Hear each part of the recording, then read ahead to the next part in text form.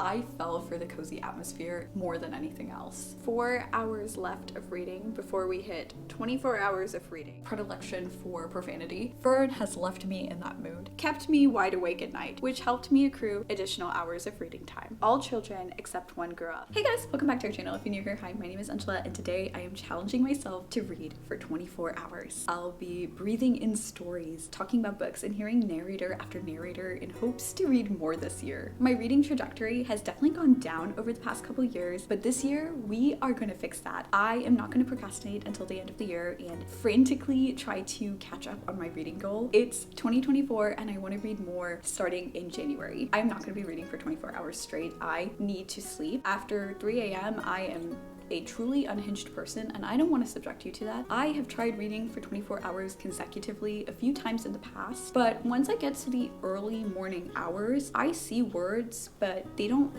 fit together. I forget sentences immediately after reading them. My little gray cells erode with the sunlight, so this video is going to span a couple days. Every time I read, I will be starting a timer, and every time I stop reading, I will be pausing the timer. Let me know in the comments how many books you think I will end up reading in this readathon. My optimistic guess is 4, but I'm curious to see what you think. Our book options for this challenge include any unread title from my bookshelves, the growing stack of books in my living room that may or may not indicate the intensity of my book buying problem, and Libby. Also, I got the notification from Libby this morning that Bookshops and Bonedust is ready to borrow.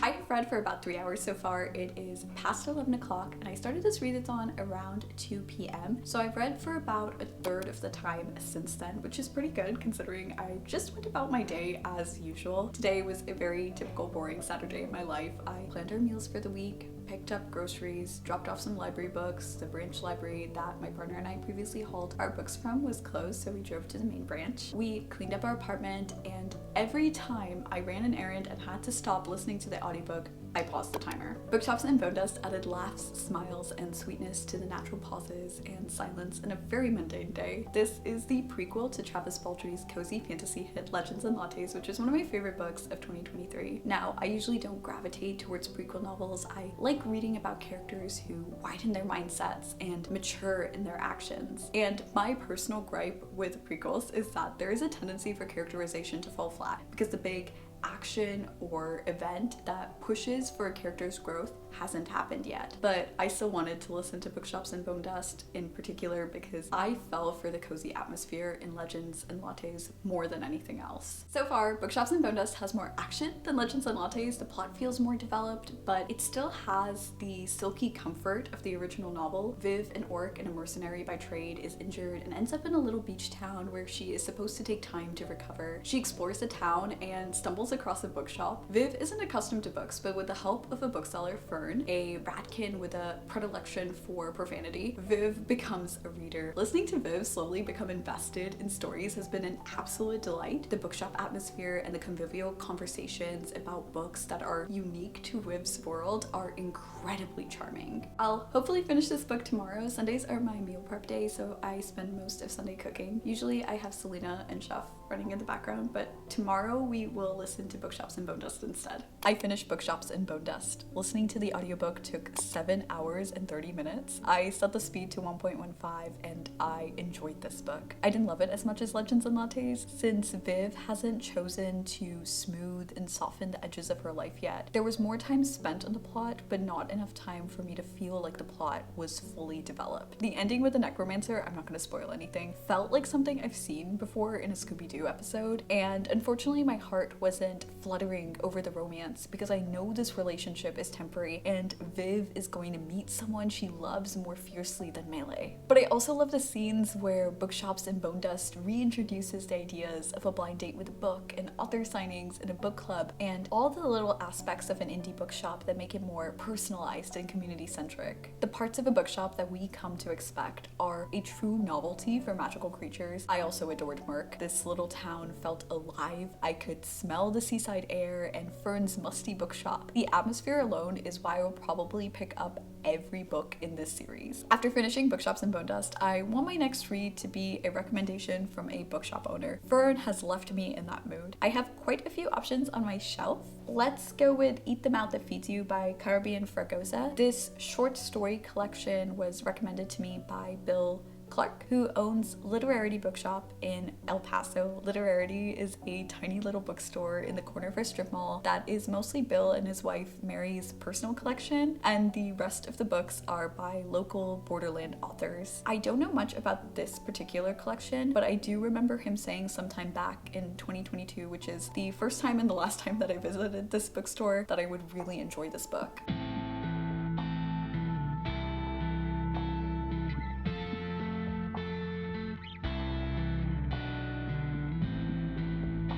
So it's been a couple days since my last update. I got caught up in a busy work week and didn't film as much as I wanted to, but I finished Eat the Mouth That Feeds You. This is an abstract, surreal group of stories grounded by sharp, sincere feelings and the lives of Mexican-American mothers and daughters. I loved Caribbean Fragosa's prose. Her sentences have a bite. Her grip on verbs makes even the inanimate feel alive. The stories lack the interdependence I crave in short story collections. I hope for, at the very least, clear motifs, but Eat the Mouth That Feeds You felt like 10 separate tales of varying length and even varying genres. I enjoyed reading The Vicious Ladies most. A young woman returns home after finishing college and gets caught up in her past with local ladies who hustle and party, and the way Fragosa describes girl groups and otherness in this particular tale reminded me of Bunny by Mona Awad, one of my all-time favorite books. I was already in love with Fragosa's vivid writing after reading Lumberjack Mom, the first story in the collection, but Vicious Ladies gripped me in an entirely different way. Eat the Mouth That Feeds You was another story I was glued to. This story is similar to that of Chronos, gender bent and role bent, where a Chicana child eating what is hers fuels a narrative about ancestry and heritage. I wasn't expecting body horror, but Eat the Mouth That Feeds You did not shy away from gory, nauseatingly unsettling descriptions. I should have guessed there was body horror from the title of this book, but I didn't. I'll check the content warnings on Storygraph next time. Reading Eat the Mouth That Feeds You and Mysterious Bodies kept me wide awake at night, which helped me accrue additional hours of reading time. I got closer to my 24-hour reading goal. I wasn't enthralled by many of the other stories in this collection except Crystal Palace, but there are lines in Eat the Mouth That Feeds You that I will long remember, amongst tales I will unfortunately likely forget. Eat the Mouth That Feeds You was gritty. I finished it on Sunday, and then I immediately wanted to read something light. So I picked up Peter Pan by J.M. Barrie. Peter Pan was originally a stage production that was later novelized. Even though this book is known for the whimsy of Neverland, Barrie wrote Peter Pan out of tragedy. His brother David died at a young age, and Barrie's mom immortalized his brother's childhood innocence. As a result, Barrie had a very complex relationship with growing up, to the point where he wore David's clothes in his mother's presence. The first line of Peter Pan quickly became one of my all-time favorite first lines. It is, "All children except one grew up." And that one child, of course, is Peter Pan, who takes away Wendy, Michael, and John to Neverland. Wendy is parentified, Michael and John and the rest of the Lost Boys are infantilized, and Peter Pan, who is softened in so many depictions, is absolutely selfish. He is not depicted as a villain, and what is written off in this book as cleverness and cockiness is truly a character who does what excites him in a moment without thinking about how his actions might affect others. I loved Mrs. Darling and the ending, but the story as a whole was absolutely not for me. It is rampant with racism, racial slurs, and harmful stereotypes of Indigenous people. I understand that it was written in the early 1900s, but I found it really difficult to sympathize with any of these fictional characters when there is a whole group being attacked on page, and whiteness is elevated to a level that really did not age well. It definitely comes across that J.M. Barrie felt minorities were beneath him. The indigenous tribe in this book even calls Peter Pan the Great White Father. Like, no, just no. And the way jealousy was written was so odd and petty, and for some reason primarily reserved for women. Fairies were hyper-sexualized. I did not feel like this was a children's book. There were so many random sentences that just left me thinking, what did I even read? And not in a good way. One line mentioned that the number of lost boys changes because Peter doesn't want anyone to grow up, and if they do, he just kills them. That's it. Then it moves on to the rest of the plot. Excuse me, what? On the bright side, this book was less than 200 pages, but it took me over 5 hours to read because it was an absolute pain to get through. After reading the first line and first chapter, I thought this was gonna be my new favorite classic. I was wrong. Really, really wrong. After finishing Peter Pan, I didn't want to read a new book. At this point in the reading challenge, I'm feeling every second, minute, and hour tick away slowly. I can't even blame Peter Pan for that. I made the decision to try to read as much as possible in the first 48 hours. So I read for 15 hours total between Saturday and Monday. And for me personally, compared to what I'm used to reading, this was too much reading and too little time. I'm used to reading in bursts, picking up and devouring a book here and there when I feel like it. My enthusiasm for books initially fueled this challenge, but that love of reading waned. By the end of the day on Monday, I had 9 hours left to get to 24 hours of reading. And I thought, I'm just gonna film an update sometime this week when I get the chance and end the video. I was tired from reading and of reading. Reading is my hobby, but I felt like I sucked the joy and coziness from this hobby by demanding my brain to read for 24 hours within a week. I did not want to have a book in my hand for the rest of the week. And then on Tuesday evening, I started listening to The Woman in Me by Britney Spears. I loved Britney Spears' music in elementary school. Lucky was one of my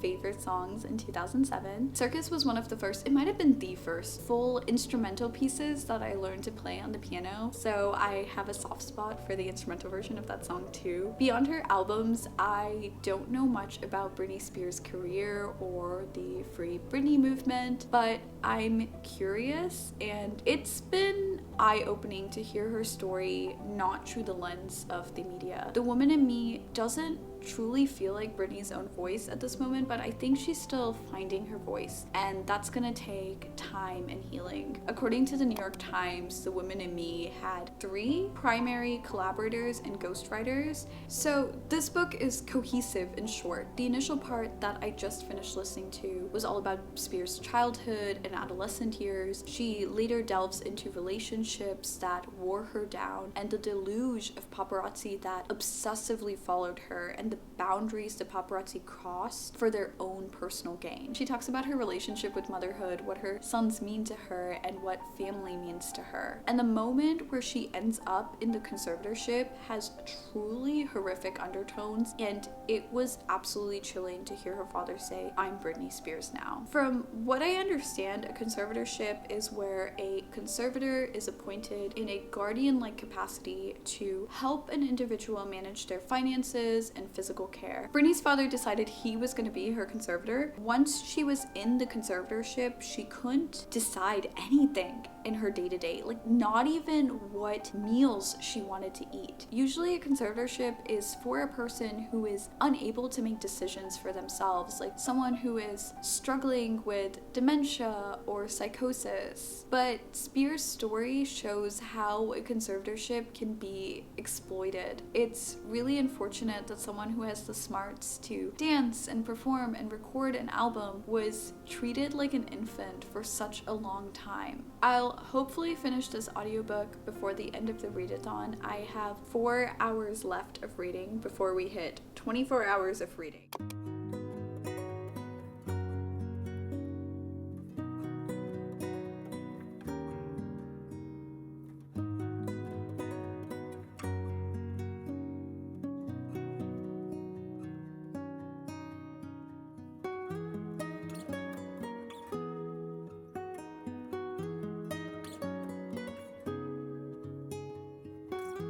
I finished reading for 24 hours. I finished The Woman in Me by Britney Spears. It was a really short, revelatory book that told Britney's story in the way she wanted her story to be told. It's really personal, and I'm glad Britney got the chance to share her feelings and frustrations. Michelle Williams did an amazing job narrating this audiobook. I truly felt like I was listening to Britney Spears. Williams added layers of emotions to Britney's fonder memories and almost made me cry at her lowest points, which she talks about in depth, and there are many rough, suffocating moments in Britney Spears' life. I wasn't able to follow along with some of the things Spears mentioned about Instagram. I'm not active on Instagram, and I don't follow Britney Spears on any social media platforms, so I'm not really sure what outfits or dances she was referring to in the audiobook, but I think Instagram has been a true outlet for Britney Spears. Social media is helping her reestablish her relationship with creativity. At least that's what I got from the memoir. The Woman in Me was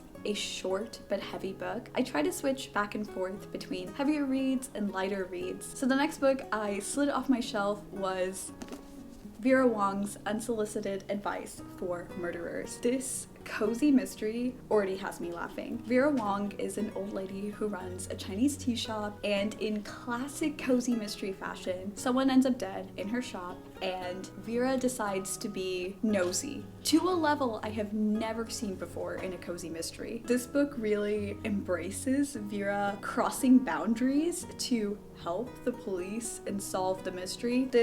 I don't know if this is a spoiler or not, so maybe skip ahead, but she outlines at one point the body that's dead in Sharpie because she couldn't find tape. Vera is such a character. She irritates me, but I also love her. I will say at one point the book estimates she's 60, but Vera acts like she's leveled up beyond octogenarian status. I'm only halfway through Vera Wong's Unsolicited Advice for Murderers, but I'm truly invested in this story. It is silly and goofy and over the top, but every chapter ends with a mini cliffhanger or dun dun dun moment that I am living for. So I'm devouring this book. I didn't finish it in this readathon, but I will probably finish it this week or next week. How many books did I finish? 4.5? I think I finished 4.5 books. Let me add up the pages, I'll get back to you. So I read approximately 1,000 pages. I think that's good. I don't know, what reading speed is that? That is a page every 1.5 minutes. It seems like the average reading speed is 1 page a minute. So I am officially, according to this challenge, a slow reader. I'm gonna wear that badge proudly and keep my reading goal at 52 books a year. Just soak in the comfort of knowing that I'm ahead